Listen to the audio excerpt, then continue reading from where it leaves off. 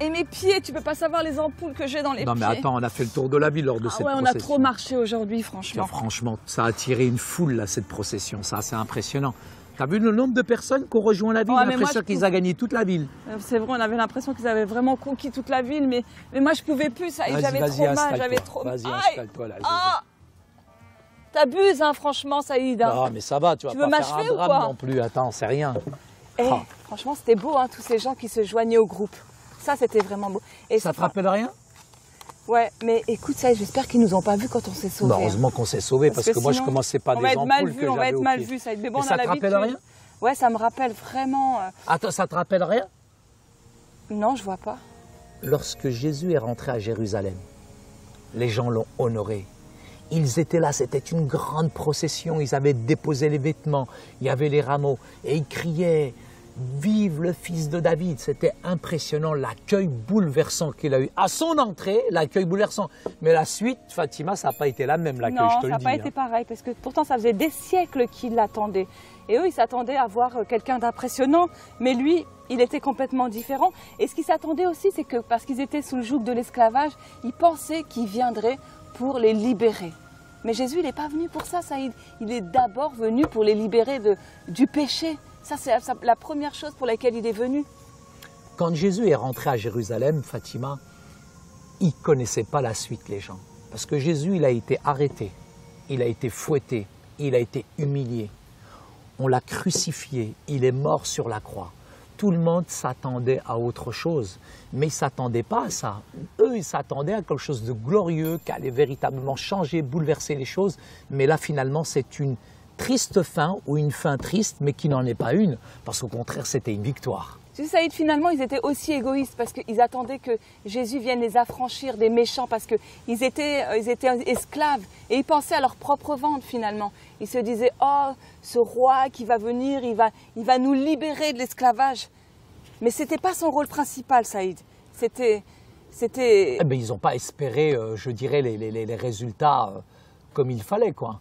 Eux pensaient à quelque chose d'extraordinaire, mais finalement c'est tout l'inverse. Alors il y a Romains chapitre 6, versets 5 à 7 qui nous dit et qui nous explique, en effet, si nous sommes devenus une même plante avec lui, par la conformité à sa mort, nous le serons aussi par la conformité à sa résurrection.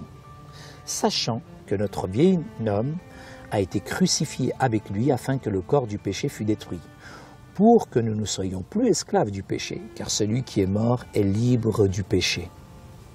Finalement, Jésus, il est venu pour nous libérer de l'oppression. Et du péché surtout. Et ouais, de l'oppression, tu as raison. Et finalement, il est venu pour nous accorder une nouvelle vie, Saïd. Il est venu pour nous libérer de l'esclavage du péché. Et non pas de l'esclavage humain, mais de l'esclavage spirituel. Et ça nous donne vraiment cette possibilité d'avoir cette relation personnelle avec Dieu. Et ça, c'est bon, Saïd. Le plus important, Fatima, c'est de réaliser que Jésus nous a libérés. Et dans cette libération-là, nous recevons quelque chose qui est essentiel, c'est la vie éternelle. Parce que nous étions séparés de Dieu à cause de nos fautes, à cause de nos péchés. Mais le Christ Jésus nous a réconciliés entre Dieu et le Père. Il y avait un fossé, il y avait un gouffre qui nous séparait.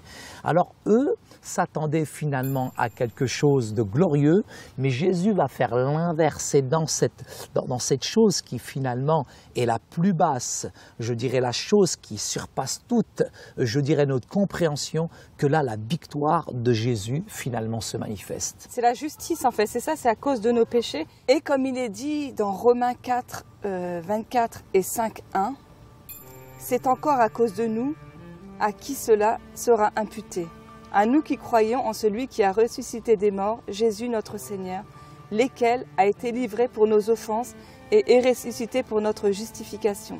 Étant donc justifiés par la foi, nous avons la paix avec Dieu par notre Seigneur Jésus-Christ.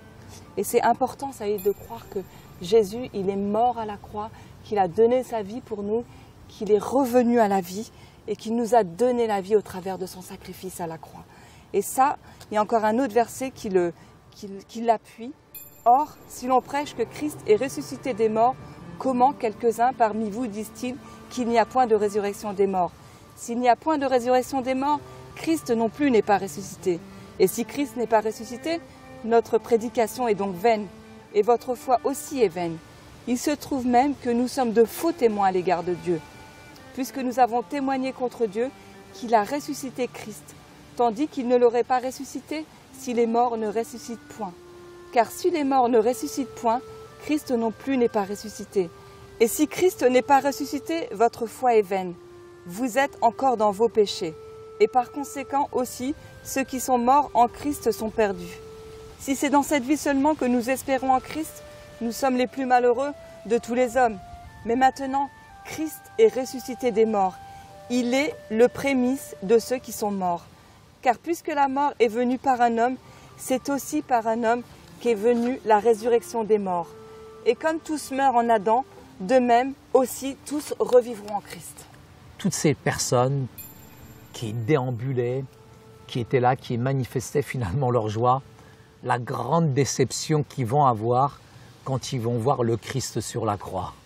C'est quand même assez bouleversant, c'est vraiment bouleversant.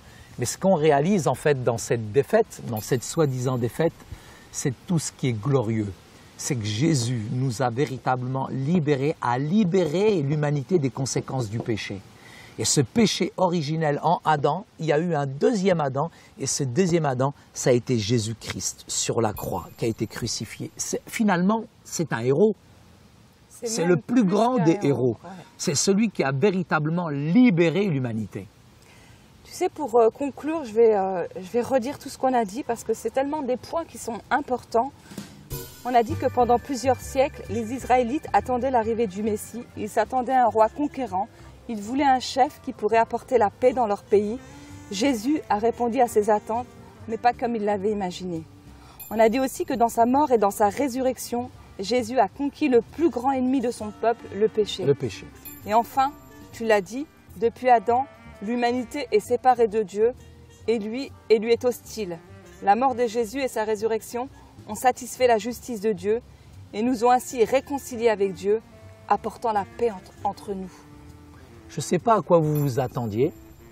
Peut-être au XXIe siècle, on attend peut-être encore quelqu'un de conquérant, quelqu'un qui va libérer cette planète. Mais il est venu il y a 2000 ans. Le Christ, il est rentré à Jérusalem, mais de la manière qu'il est rentré, il n'en est pas sorti de la même manière. Mais quand il en est sorti glorieux et ressuscité. Et c'est à vous que j'adresse ce message aujourd'hui, à vous, auditeurs de l'essentiel du disciple. Croyez dans la résurrection de Jésus, parce que là, il vous a donné la meilleure des options, la vie éternelle. Que Dieu vous bénisse.